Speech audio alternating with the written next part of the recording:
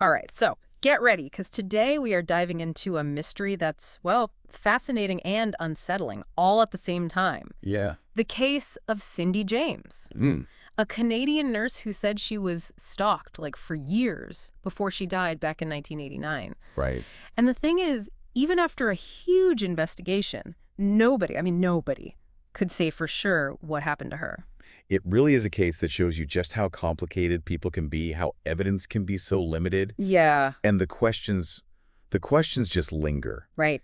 And we've got court transcripts, we've got news articles, even pieces from books, Wow. and they all paint kind of different pictures of Cindy and everything that led up to, well, to her tragic ending. So to even begin to unpack this whole thing, let's go back, like all the way back. Right. Cindy was born in 1944, grew up in a strict family, and ended up becoming a pediatric nurse. Oh. But then there's her marriage to Roy Makepeace, Oh, yeah. a psychiatrist 18 years older than her, and that's where things get kind of complicated.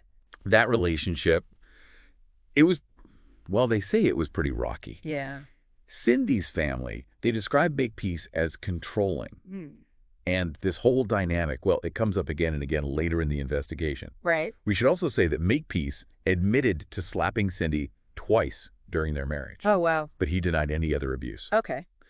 So then we jump ahead to 1982, pretty soon after Cindy and Makepeace separate. Okay. And that's when all this alleged harassment starts. Uh-huh. It begins with, the typical stalker things, obscene calls, heavy breathing, disguised voices, that kind of stuff. Sends shivers down your spine.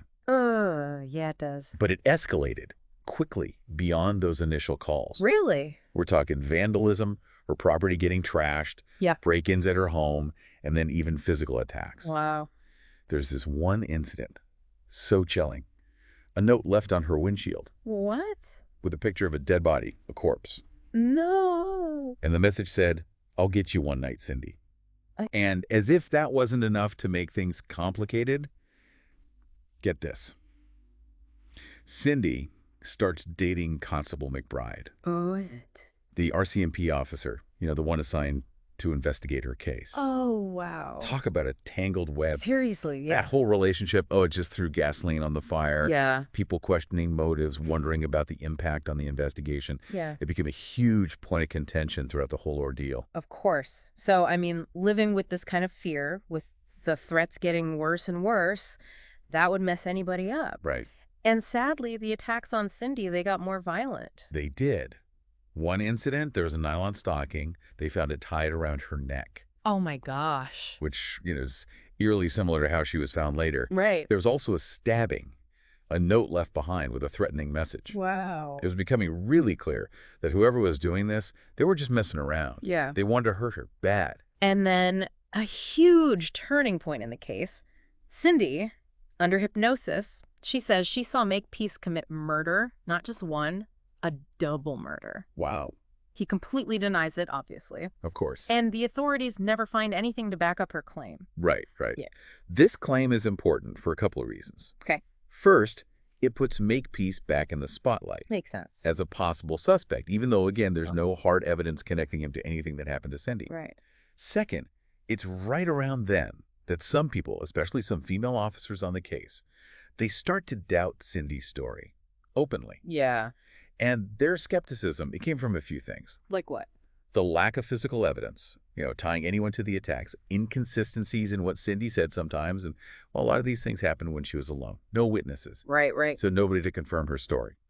And that growing doubt, well, it leads us to another key player in all of this. Yeah. Dr. Anthony Marcus, Okay. a psychologist. He was brought in to evaluate Cindy. And Dr. Marcus, he suggests that Cindy might have, well, dissociative identity disorder. Did possibly stemming from some kind of trauma when she was a child. Possibly. Now, for those who might not know about DID, it's a complicated mental health condition.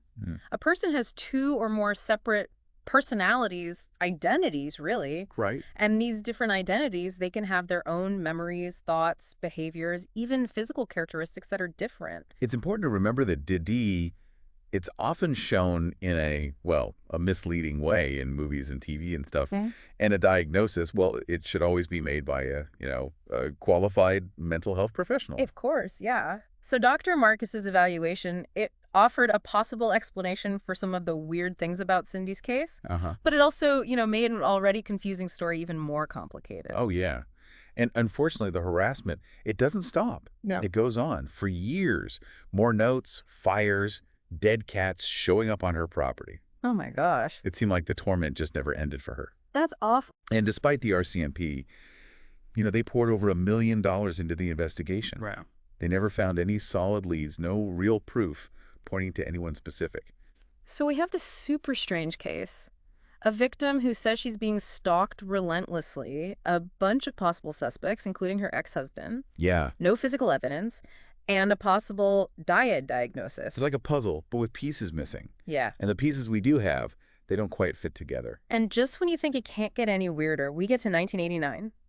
Cindy disappears on May 25th Right. after picking up her paycheck and doing some shopping. Her car's found abandoned later that night. And 9 days later, a terrible discovery. The discovery that brings this whole story to its haunting end. Yeah. Cindy's body found in the yard of an abandoned house. Yeah. And the circumstances, they just make the mystery even deeper. Yeah.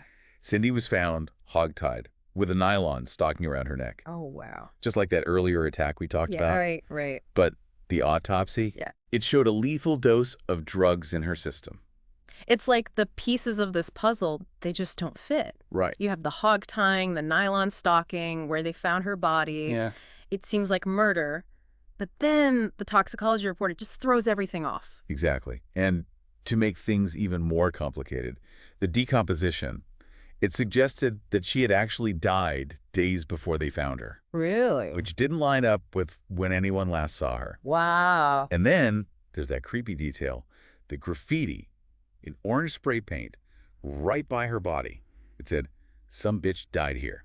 Okay, so let's break this down. We've got these pieces of evidence that seem to contradict each other. Yeah. Some point to murder, others to suicide. What are the strongest arguments for each? If we're talking suicide, we know Cindy had struggled with depression and she'd tried to take her own life before. Right. She also had access to those drugs, the ones they found in her system, and we already talked about, her knowing those complicated knots. But if she did end her own life, why stage it like this? Right. It's so elaborate. That's where the psychology gets really interesting.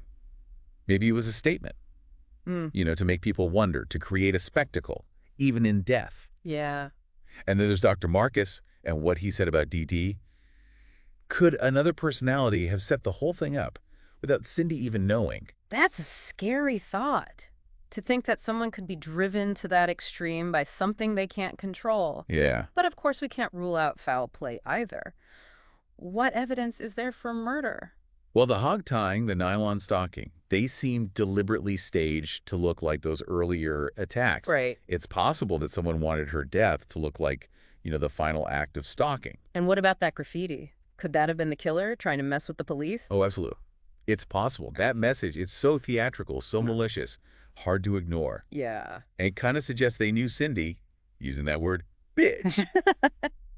It's like those earlier threats. So we've got these two possibilities, both compelling but totally opposite. And then on top of that, there's the idea that maybe Cindy had a serious mental health condition, one that no one really understood. Right. It's like we're trying to put together a puzzle, but pieces are missing, and the ones we have, they just don't fit. You got it. That's exactly what makes it so fascinating and so frustrating. Yeah. We can guess, we can analyze, but in the end, more questions than answers. And that's what the jury had to deal with at the inquest in 1990. Yeah. They heard from over 80 witnesses, psychiatrists, family, police, even Roy Makepeace himself. Wow. And they still couldn't decide how she died. Their verdict: unknown event. Unknown event. It really says it all Yeah. about how unclear this case is. It shows the limits of what we can know. Yeah. And maybe the possibility that we'll never really know what happened to Cindy James. Speaking of Roy Makepeace, he actually used the inquest to accuse Cindy's family, said her dad and brother abused her. Her family denied it completely, and there was never any evidence to back up what Makepeace said. Maybe he was trying to shift the blame, away from himself. Or just make things even more confusing. It definitely adds another layer of mystery, Makes you wonder, was he being honest about a possible reason for Cindy's trauma, or was he just playing games?